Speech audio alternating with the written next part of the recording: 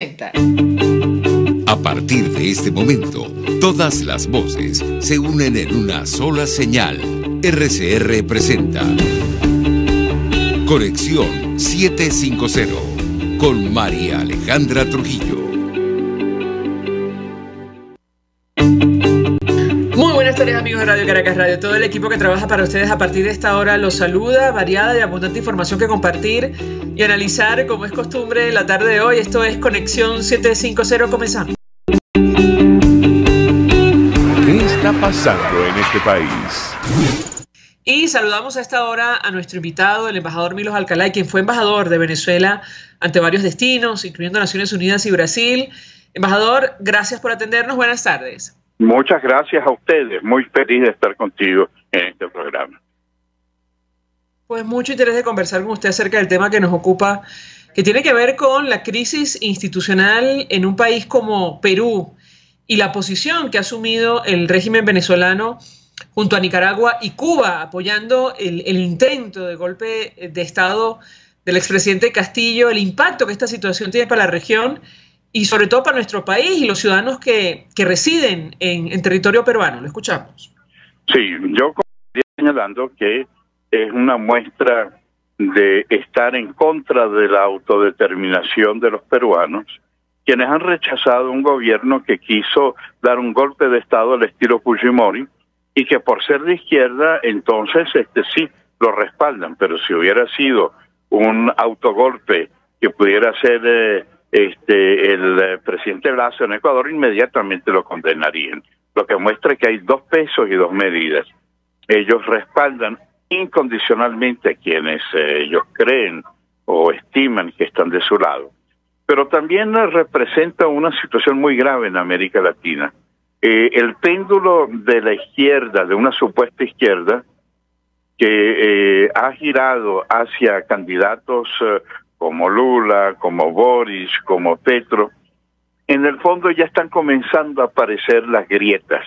Lo de Perú es una enorme grieta de la tentación totalitaria, pero lo es también en Argentina el juicio a la señora Cristina Kirchner, que demuestra que el sistema judicial no va a tolerar la corrupción, o lo demuestran las manifestaciones de millones de brasileños frente a Lula, o demuestra también el cambio de posiciones en el caso de Chile, que fracasó el respaldo a la constituyente, o Petro, que se ve obligado a defender los derechos humanos. Es decir, la segunda década del siglo XX es muy distinta a la incondicionalidad que hoy los gobiernos de Ortega, de Maduro y de Díaz-Canel en Cuba quieren realizar.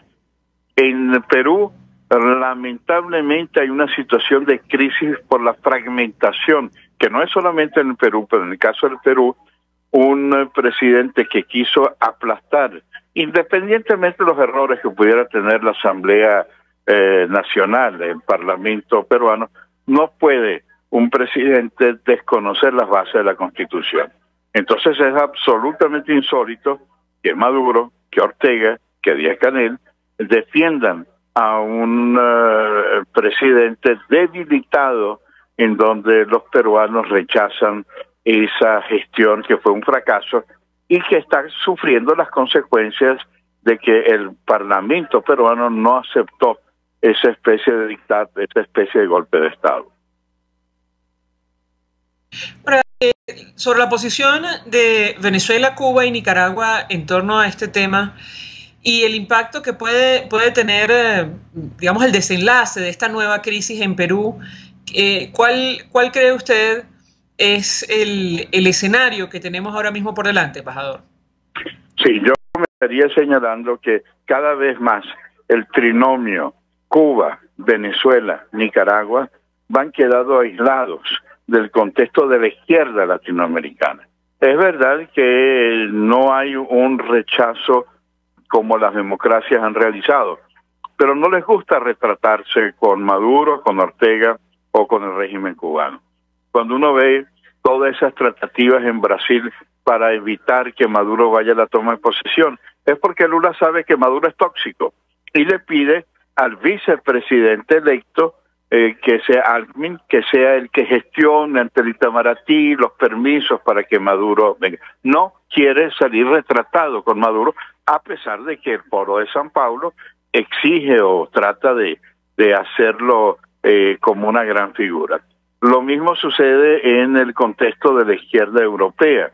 El tema es que cada vez más esa tentación autoritaria, la violación de derechos humanos, 7 millones de venezolanos que salen de la frontera, el no cumplir con los requisitos constitucionales, no cumplir con el sistema interamericano de derechos humanos, hace que la misma izquierda que está gobernando en América Latina no se sienta cómodo con estos gobernantes que usurpan el poder en Nicaragua, Venezuela o Cuba. Ahora, ¿cree usted que avanzan los sistemas autoritarios en la región, embajador? Se lo pregunto no solo por lo que finalmente puede ocurrir en Perú, sino la posición de mandatarios como el presidente de Colombia, por ejemplo, defendiendo al expresidente Castillo, denunciando su apresamiento sin juez y sin defensa. ¿Qué opina usted? Lo escuchamos. Sí, yo creo que estamos viviendo un momento sumamente grave en América Latina y en el mundo. La fragmentación política hace que la prepotencia de aquellos que están en el gobierno creen que pueden hacer lo que les da la gana y el tiempo ha cambiado. Es verdad que en esa fragmentación partidos políticos tradicionales han fracasado en el pasado. Es verdad que hace falta una nueva visión política. Los partidos tradicionales que eran exitosos, socialdemócratas, socialistas, demócratas cristianos, liberales, conservadores, están en crisis. Hay una crisis de liderazgo. Lo del Perú y lo de otros, ya los presidentes no son estadistas, son operadores políticos. Entonces, el fracaso económico, social, político es una consecuencia no de ser de izquierda o de derecha, sino de no tener las posibilidades de dar una mejor calidad de vida a sus ciudadanos. Y yo creo que ese es el acento fundamental que una alternativa democrática y pluralista debe ofrecerle a los ciudadanos, que tengan una mejor calidad de vida. Y eso no es solamente pronunciarlo, sino ejecutarlo. La izquierda no lo ha logrado. Los escándalos de corrupción, los escándalos de violación de derechos humanos, los escándalos de la ruptura del proceso de integración, se demuestra que ese no es el camino. Pero también es verdad que los partidos tradicionales tampoco tienen hoy el respaldo de la inmensa población de uno u otro país. Hace falta volver a reconstruir las bases de un liderazgo, de instituciones que permitan mejorar la realidad de nuestro continente y, por supuesto, de cada uno de nuestros países. Embajador, tenemos que hacer una pausa para ir a publicidad. Al regreso quisiera referirme al impacto que este nuevo contexto internacional tiene para Venezuela y las posibilidades de una transición a la democracia, tomando en consideración el papel que los gobiernos del mundo podrían asumir para promover el regreso a la democracia a nuestro país. Al regreso de la pausa le doy la palabra para contestar. Ya venimos. Usted está viendo Conexión 750 con María Alejandra Trujillo. Solo por RCR 750, porque lo bueno une. Puedes seguirnos en nuestras redes sociales. En Twitter, @RCR750. La radio que se ve. Mensaje del ingeniero José Peraza, tesorero del FONPRES CIB. Estimado colega ingeniero arquitecto y profesional afín, el Colegio de Ingenieros de Venezuela y el Fondo de Previsión Social, preocupado por la salud de tu familia, ha diseñado un sistema de salud integral que coloca a tu disposición y que contiene asistencia primaria de salud, ambulancia, hospitalización, cirugía, oftalmología, dermatología, fisioterapia, psicología, odontología, farmacia y funerario. Para mayor información, visítanos a nuestros portales cib.net.be, fonprescib.net.be, Colegio de Ingenieros de Venezuela, construyendo futuro. El que sabe de sabor sabe de saber que Del Corso es la clásica pastelería italiana de Caracas. Qué ricos sus dulces típicos tradicionales, como los auténticos cannoli, la sfogliatella o la cola de langosta, no tienen comparación. La pasta seca de almendras y chocolate o su gran variedad de tortas, cumpleaños, bodas, bautizos o comuniones, reuniones familiares o eventos corporativos. Teléfonos 0212-941-1971. Pastelería del Corso, la pastelería italiana por tradición y excelencia. RCR 750 AM, porque lo bueno une. El poder de la comunicación en tus manos. Conexión 750 con María Alejandra Trujillo. Solo por RCR 750, la radio que se ve. Continuamos, amigos, en Conexión 750, contexto internacional, el impacto para Venezuela. Nos acompaña el embajador Milos Alcalá, y fue embajador de nuestro país ante Naciones Unidas y ante Brasil. Y yo le dejaba una inquietud, embajador, acerca del impacto que este nuevo contexto internacional puede tener para la transición a la democracia en nuestro país, la posible celebración o no de elecciones presidenciales y el papel que han jugado distintos gobiernos del mundo para impulsar el regreso a la democracia en Venezuela. Lo escuchamos. Sí, hoy diría en términos generales el debate que se da a nivel mundial es entre la democracia y la autocracia. Y yo me inclino por apoyar, independientemente de todos los problemas, por la democracia, en contra de la autocracia. Rechazar situaciones como la de una Rusia que invade a Ucrania, rechazar situaciones como la amenaza de China, rechazar situaciones como un Irán que lo que hace es liquidar a sus propios ciudadanos. Y en América Latina, evidentemente, la libertad y el pluralismo tienen que prevalecer, sea de centro, de derecha o de izquierda. Y todo lo que sea mantener estructuras de dominación tienen que ser rechazadas. Prueba de ello es que cada vez las acciones del régimen, en el caso de Venezuela, van en contra de los disidentes del chavismo. Chavistas decepcionados son peor tratados que los demócratas de oposición. ¿Por qué? Porque tienen el temor de que dentro de ese proceso es el rechazo a todo lo que es esa situación tan grave que estamos viviendo. Ahora, a nivel internacional, el hecho de que no hay una posición unánime de los líderes de la oposición hace que también los demócratas del mundo, o de Europa, de Canadá, Estados Unidos, Australia, dicen, bueno, hay tantas posiciones distintas que se arreglan los venezolanos entre ellos en México. Yo no voy a imponer ningún criterio, porque van algunos dirigentes de la oposición y dicen que hay que cohabitar con el régimen, otros que dicen que hay que eliminar las sanciones, otros dicen que hay que aumentar las sanciones, otros dicen que no creen en las negociaciones como se están realizando porque oxigenan el gobierno. Y entonces los países aliados de la democracia dicen, ¿sabe cómo es la cosa?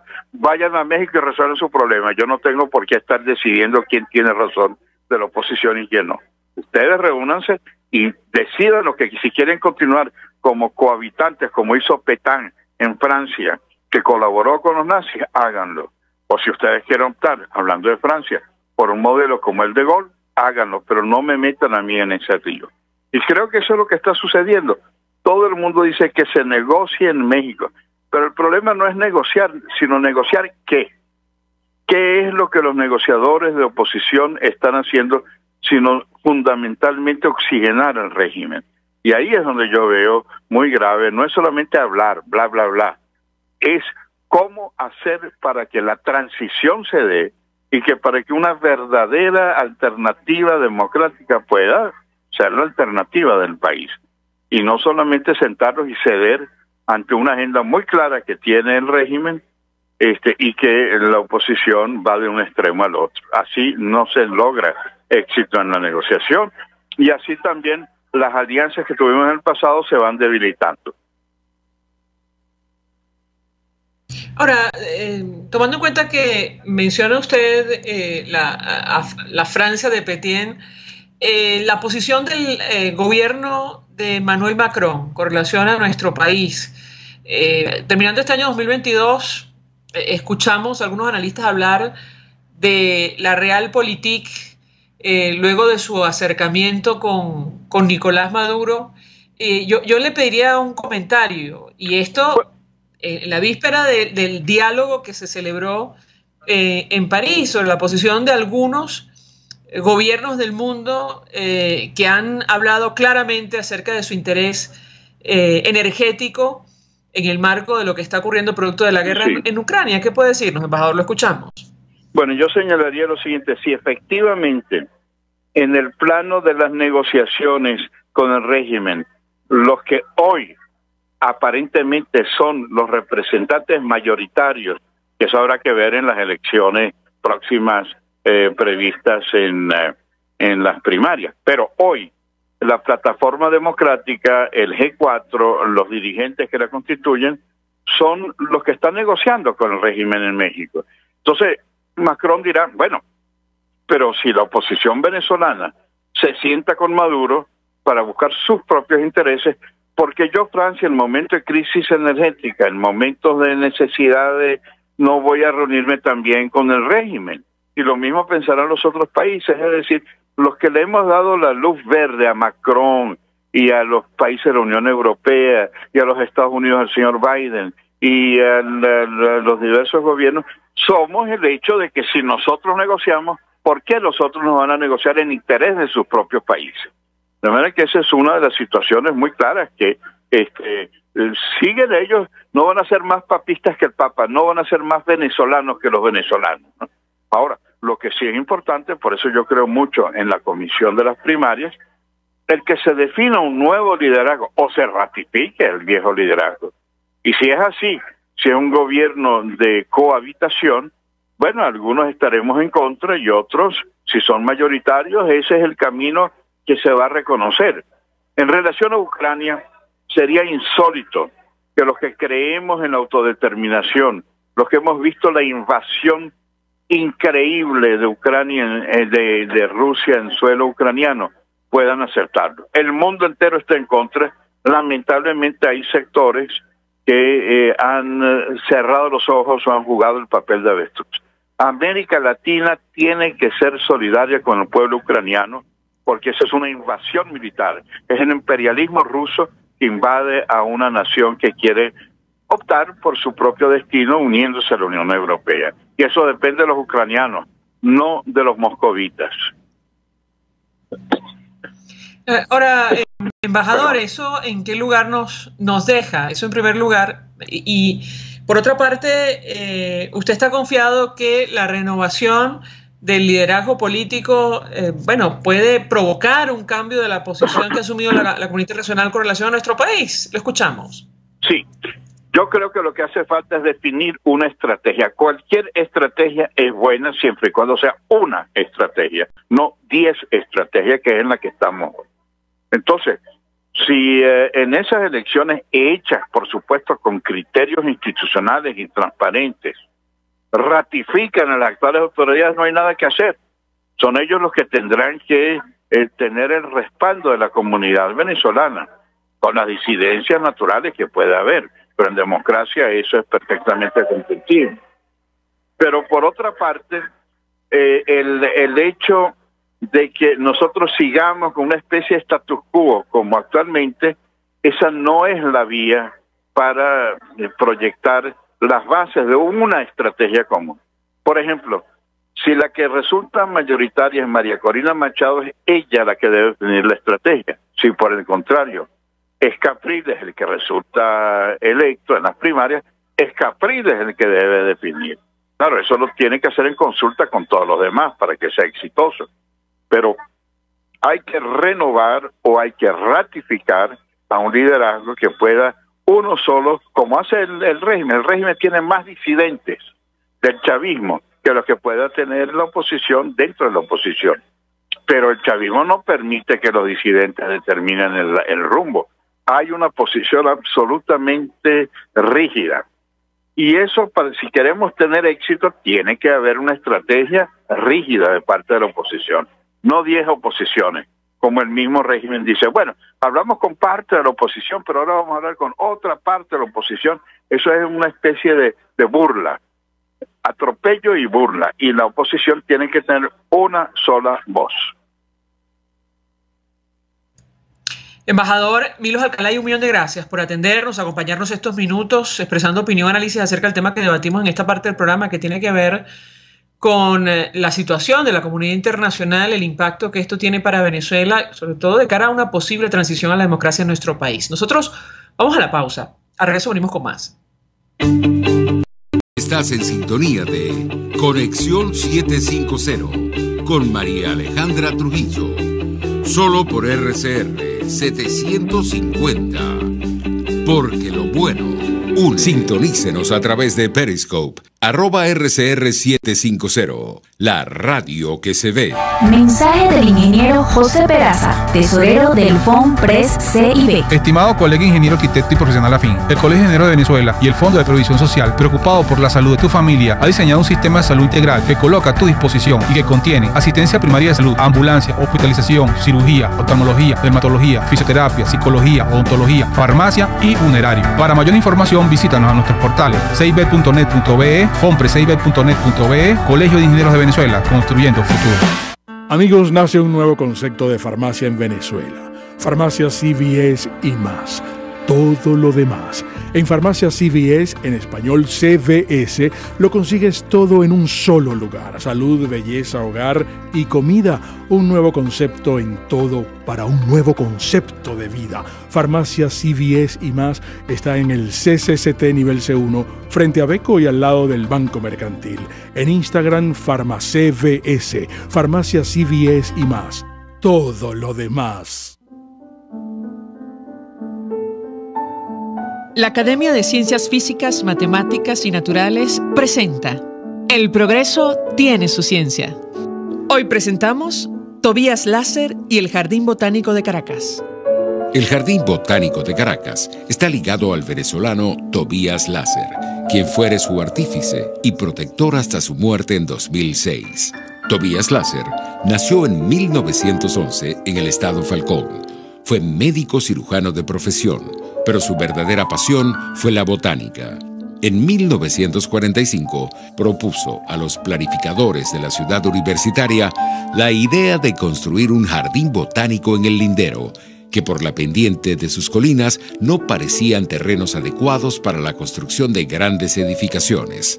Tobías Láser lo concibió como un reservorio de la flora original del antiguo Valle de Caracas.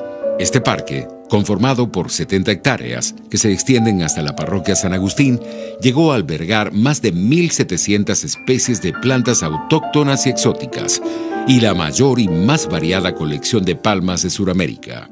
Poco después, se funda en sus instalaciones el Instituto Botánico y el Herbario Nacional. En el año 2000, el Jardín Botánico, junto a la ciudad universitaria, fue declarado por la UNESCO Patrimonio Cultural de la Humanidad, denominación que compromete al Estado venezolano a aportar los recursos necesarios para su conservación. Tobías Láser recibió numerosos reconocimientos. Entre ellos, recibió el Premio Nacional de Conservación y un doctorado honoris causa de su alma mater, la Universidad Central de Venezuela, y fue individuo de número y presidente de la Academia de Ciencias Físicas, Matemáticas y Naturales. Hoy, que el Jardín Botánico ha sido abandonado a su suerte, es aún más importante recordar al maestro Tobías Láser y su gran obra. El progreso tiene su ciencia.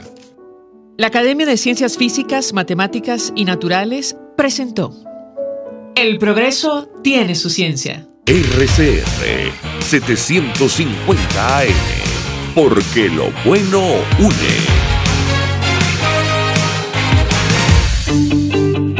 María Alejandra Trujillo te acompaña en Conexión 750. Solo en RCR 750.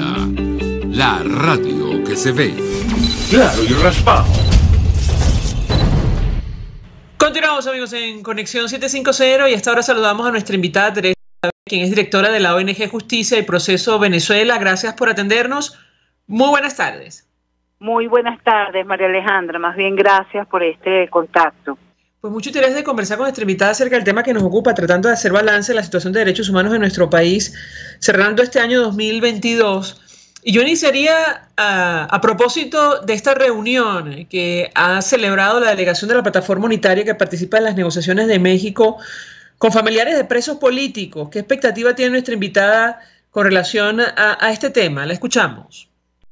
Mira, bueno, las expectativas son las que un poco limitada por toda la experiencia que hemos tenido, no justamente por la plataforma, sino porque sencillamente el gobierno cada vez que quiere se para y se va o pone algún pretexto y bueno, no se realiza la negociación en ninguna parte. Ha pasado varias veces, hemos tenido varios intentos de negociación y bueno, ya sabemos, está de más que yo lo repita, no ha dado resultado. Pero esta vez me dio muchísima alegría. Creo que podemos conseguir algo si vamos unidos, si vamos de la mano, con nuestras peticiones. Y bueno, yo vi disposición en ellos, en la plataforma, de hacer lo que nosotros le estábamos pidiendo. Nosotros, digo yo, no soy yo, fueron los familiares esta vez. Eso se hizo una reunión, María Alejandra, ellos decidieron escuchar a las víctimas y era lo que las víctimas decían. Bueno, ¿cómo ellos van a pelear por la libertad de los presos políticos si no los conocen? Si nunca nos han escuchado. En esta oportunidad fueron los familiares, no organizaciones de derechos humanos que hablamos en nombre de ellos, ni absolutamente nadie, ni partidos políticos, nada. Fueron ellos mismos que contaron todo su testimonio, todas las cosas que les han ocurrido, uno peor que otro, uno más triste que otro. Cuentan cómo han perdido la vida. Hay una muchacha que lo hacen delante de los niños menores de edad, que bueno, los dejan totalmente en la calle, que les roban a los que no les roban y les quitan las casas, les roban las pertenencias, en los allanamientos. O sea, ha sido muy duro y hubo una exposición de una esposa de ella, que por cierto vino de un pueblito de allá de Anzoátegui, que decía que obviamente allí está representada toda la sociedad civil, enfermeras, administradores, modelos, amas de casa, militares, civiles, o sea, ahí está representada la sociedad civil y ciertamente, en mis palabras, esa representación significa un castigo, o sea, tener presos a esta sociedad es un castigo ejemplarizante para todos los venezolanos. Entonces ya le decía, ayúdenos a quitarnos el miedo para nosotros salir a la calle, porque estamos paralizados justamente por esta forma de persecución, y es que el gobierno lo logró. Esta intimidación no escapa de ninguno de los venezolanos, porque todos los venezolanos somos presos potenciales en este país. Hasta los que están contentos con ellos ahorita y están montando sus negocios y Venezuela cambió, tienen el mismo peligro, porque el problema no es solamente, o sea, lo que se refleja a través de los presos políticos es cómo funciona nuestro sistema de justicia, cómo lo manejan a su antojo para perseguir y para intimidar. Entonces ninguno escapamos de eso. La reunión, de allí salieron tareas para ambas partes. Se le va a proporcionar, yo soy como un enlace allí con la diputada Yajaira Castro, de modo tal de facilitarle las cosas a ambos. Los familiares van a formar un comité, van a planificar las actividades y obviamente van a contar con el apoyo mío, que siempre he estado de la mano con ellos y con mi organización de derechos humanos y con otras organizaciones. Allí se le va a informar a ellos lo que se va a hacer. Ahorita estamos preparando, es como un resumen de todas estas operaciones. Lo que quiero decir es que ellos a todos los casos les ponen nombres rimbombantes. Entonces, por ejemplo, Operación Libertad, 30 de abril, Operación Constitución, Operación tal. Todas estas operaciones comprenden el delito de terrorismo para concentrarlas en los tribunales de terrorismo de Caracas, que lo manejan jueces, pues que ellos manejan a su antojo. Las atrocidades, las violaciones a los derechos humanos continúan. Ellos complementan en los tribunales, bien sea Tribunal de Control, Tribunal por supuesto, de Terrorismo, Tribunal de Control de Juicio de Terrorismo, las Cortes de Apelaciones complementan lo que empezó la policía. Eso no termina allí. Ellos avalan todas estas atrocidades que se vienen ocurriendo, estas violaciones al debido proceso, estos hechos inventados. Porque, te pongo un ejemplo, Operación Constitución, allí es donde está el coronel Osvaldo García Palomo. Ajá, cuando tú vas a revisar el expediente, bueno, pero ¿cuál fue el acto terrorista realizado por ellos? No lo conoces porque no existe. No existe el acto terrorista para ellos, es que él es disidente definitivamente del gobierno, lo dicen. Entonces, bueno, vamos a juzgarlo si decir lo que tú sientes o pensar en hacer algo es delito, bueno, vamos a juzgarlo por eso, pero no por este delito cuya pena es altísima, que les ha permitido condenar a gente inocente con condenas brutales. Hacían muchísimos años, las condenas que se imponen actualmente son de 24, 25 años, 21, hasta 30 años. Recientemente condenaron a María Auxiliadora Delgado Taboski, administradora, no tiene nada que ver con temas de que ella administraba una empresa y por eso la metieron presa. Su esposo Juan Carlos Marrufo, que es ingeniero, y al coronel de familia de un militar que está en el exterior, que estaba conspirando con algunas actividades. Entonces, en vez de buscarlo a él, como no lo consiguieron porque se fue al exterior hace muchísimo tiempo, bueno, se la trajeron a ella, pues. Así de sencillo. Y de paso, a su esposo.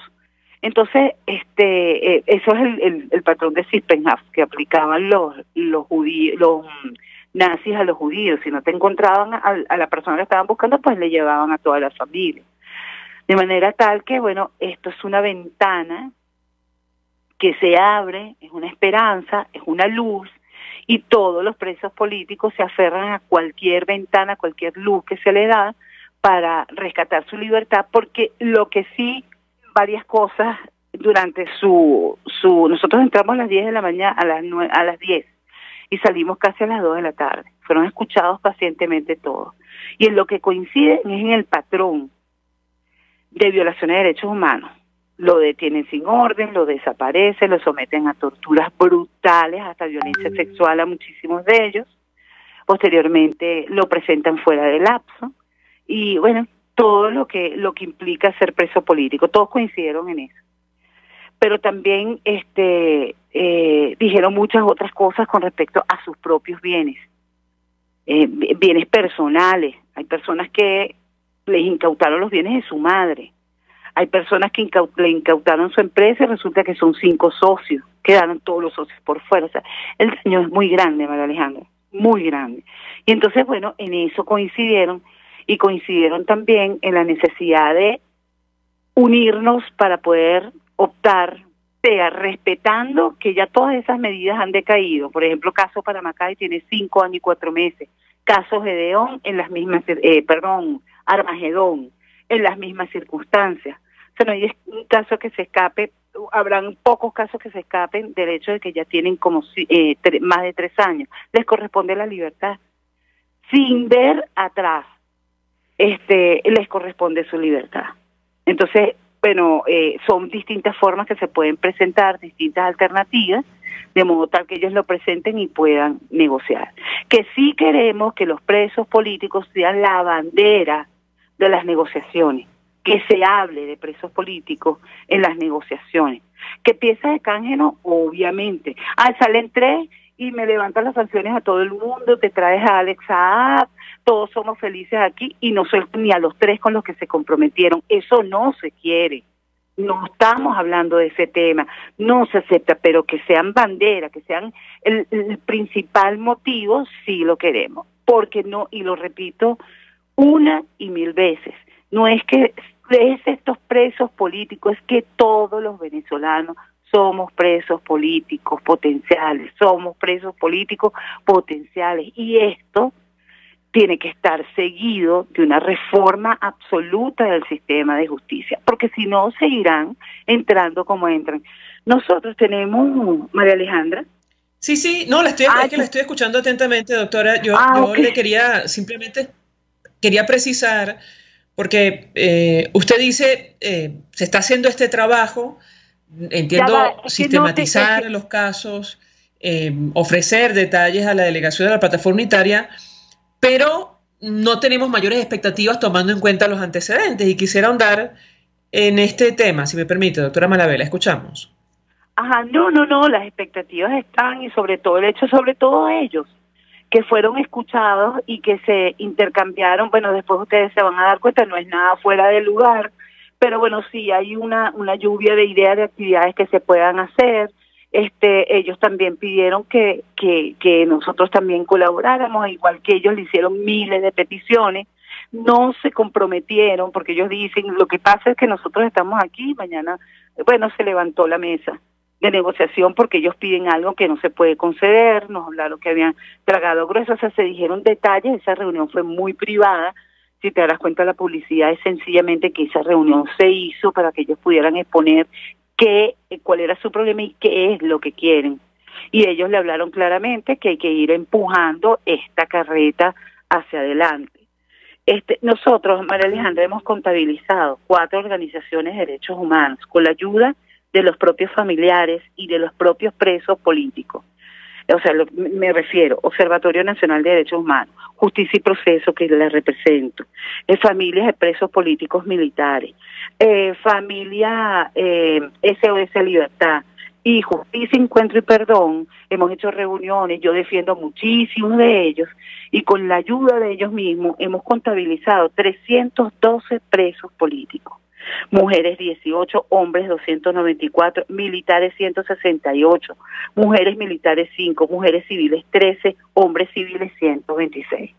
Te doy estas cifras, pero te cuento que hace poco fui a una visita en X cárcel, porque bueno, entonces le ocasionaríamos un daño si decimos, y me agarró un muchachito jovencito de Maracaibo, militar, con 9 más, y cuando me contó el caso, se lo trajeron de Perijá, de no sé dónde, de un pueblito de más allá. Cuando me describió el caso, bueno, sencillamente ese muchacho es un preso político y fíjate, con él habían 9 más. Casos que llueven y uno tiene que esperar el expediente para verificar si la motivación es política, cuáles fueron las circunstancias, si es víctima del patrón de Sippenhaft, que van a perseguir a uno y no lo encuentran y meten al otro, o sea, si es un momento político que al gobierno le conviene. Yo siempre pongo el ejemplo porque nos afectó en general a todos los venezolanos, el caso Credicar. Vamos a justificar que se cayó una plataforma y se llevaron toda esa gente siendo inocentes. Son varias especificaciones pues de presos políticos, y estos muchachitos, cuando los oí, todos militares sumamente pobres, María Alejandra, se los traen de allá, que nadie los va a ver, los viene a ver aquí, y la familia no puede. Bueno, te das cuenta que esta lista es los que logramos nosotros contactar y verificar, porque ¿cuál es la petición? El expediente del terrorismo a cargo del juez Maximino Márquez se niega, él no entrega las copias de los expedientes. La gente va a las audiencias sin conocer qué se dijo en el expediente, va a un ring de boxeo con las manos atadas atrás, y este ejemplo los han seguido algunos jueces más. Hay otros que no. En los tribunales militares, por ejemplo, sí entregan las copias de todo el expediente que tú quieras para que te pueda defender, aun cuando lo que tú digas no vale, cuando las violaciones que tú al debido proceso, a los derechos humanos, las torturas, no se verifican ni importan, pero por lo menos permiten que uno haga alegatos y que uno tenga el expediente en la mano. En este momento nos estamos enfrentando cada día peor a la situación del manejo de justicia. Por eso vuelvo a lo que dije en principio.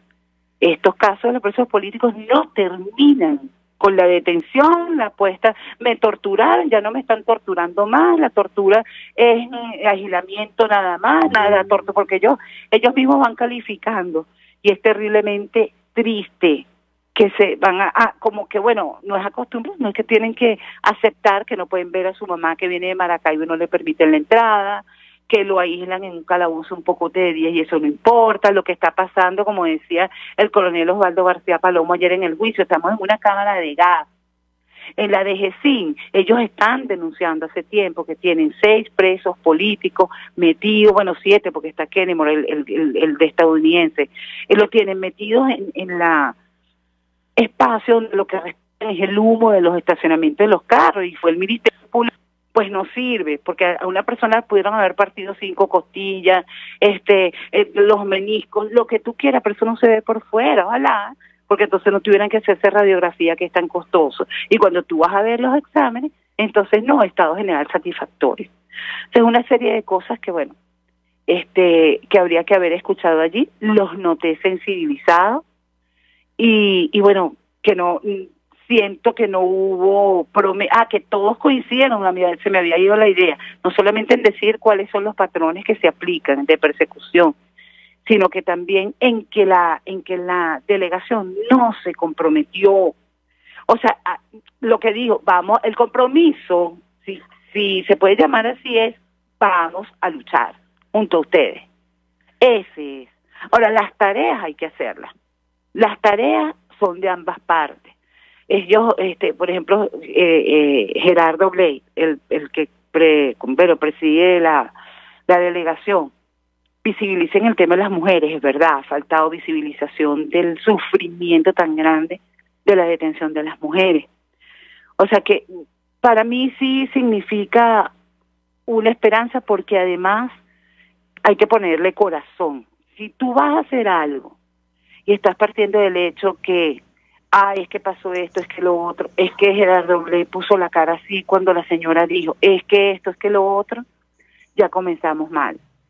Ellos salieron contentos y pues nosotras también. Yajaira Castro, te recuerdo, es diputada, pero su esposo vive en una cárcel gigante que es Venezuela, es Lázaro Forero.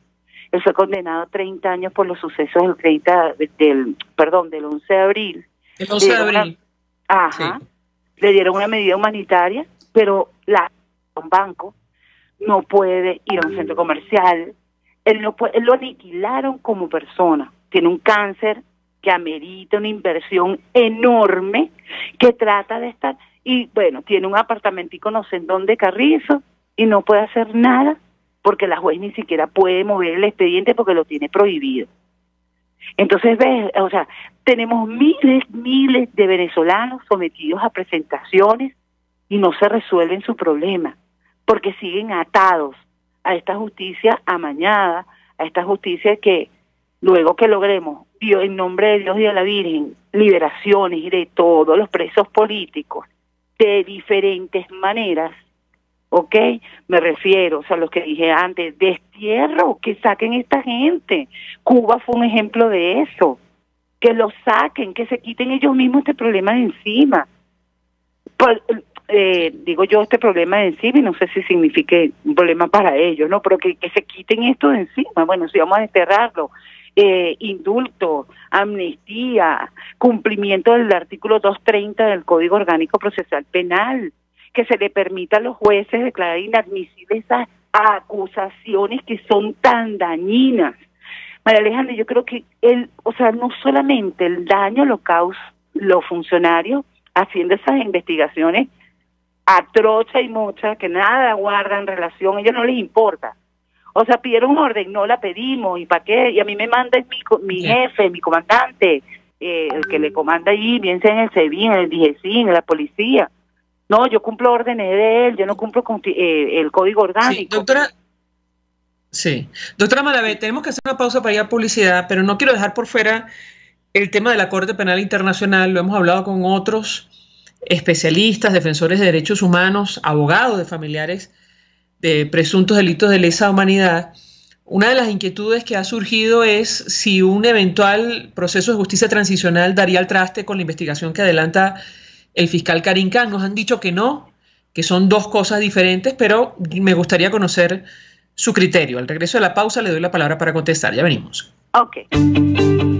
Escuchamos Conexión 750, solo por RCR 750, la radio que se ve. Puedes seguirnos en nuestras redes sociales, en Twitter, @RCR750, la radio que se ve.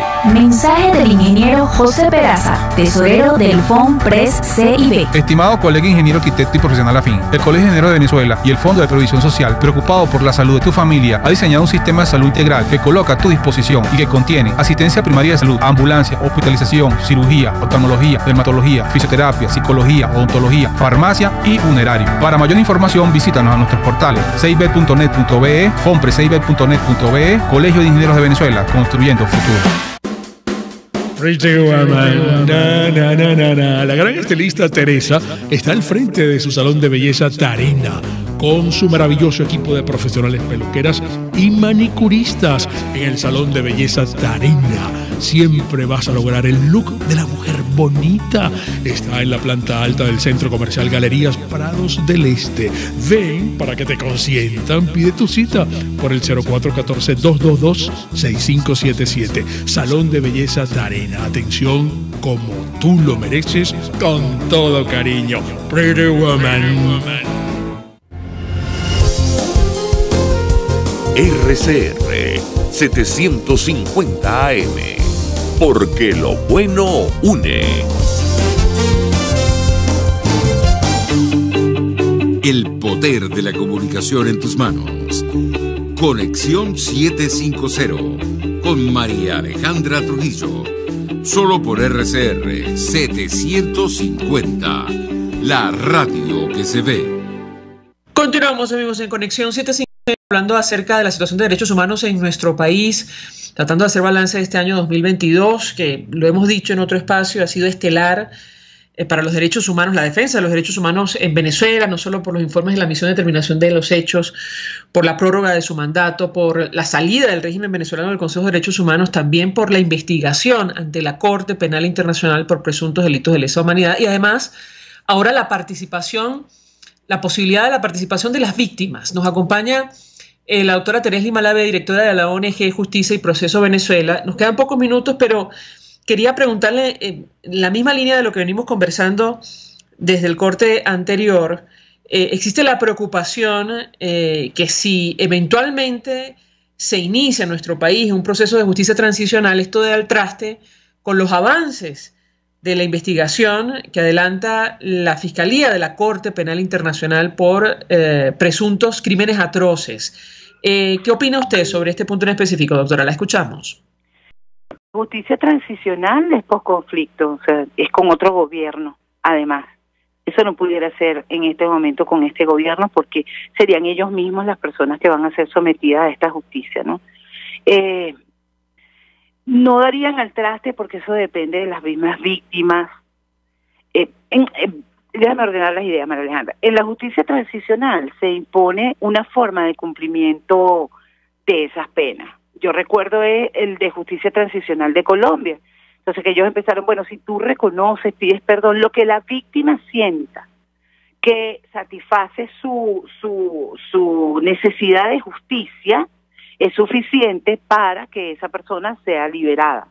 Si tú no pides perdón y no sé qué, pero te entregas a la justicia, son tantos años. Si no te entregas a la justicia, bueno, vas preso y eres juzgado de tal forma. Eso amerita demasiado estudio. Las personas que han sido sometidas a crímenes de lesa humanidad tienen demasiados años y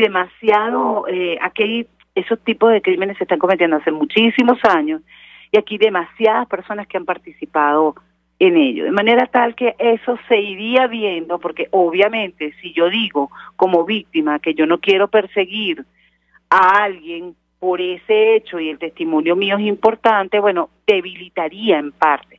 Por eso es como, por ejemplo, si la Corte está investigando el autor de un delito que esté establecido allí, por ejemplo, los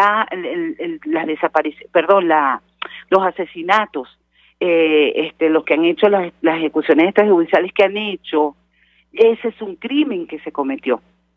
Me explico, no sé si pude explanar mi idea. Ese es un crimen que se cometió y que tiene que ser investigado y juzgado, y que es un crimen de lesa humanidad, el asesinato.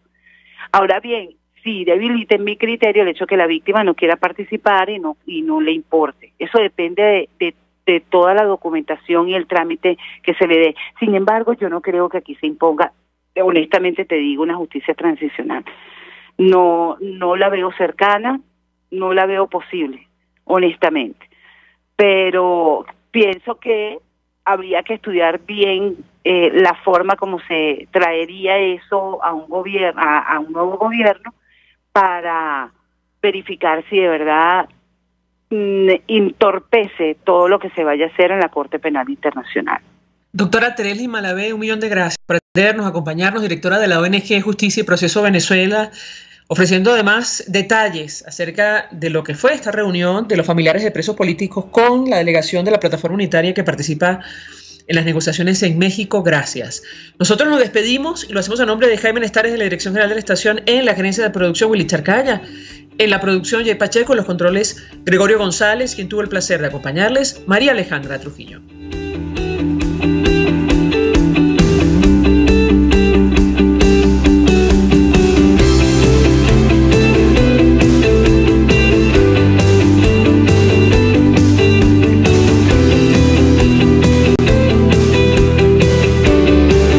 El Fondo de Previsión Social del Colegio de Ingenieros de Venezuela presentó. RCR presentó Conexión 750 con María Alejandra Trujillo. Solo por RCR 750, la radio que se ve. RCR 750 AM, porque lo bueno une.